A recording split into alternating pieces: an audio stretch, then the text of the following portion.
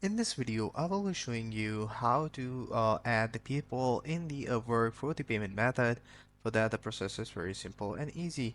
What you have to do is to simply go to your profile.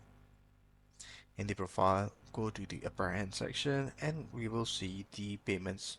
Manage finances option, go to that tag, and in the manage and finances option, go to the withdraw earning.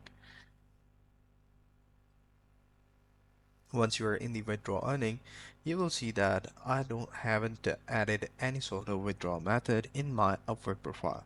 So what I have to do is to add a new method to it. So once I'm in the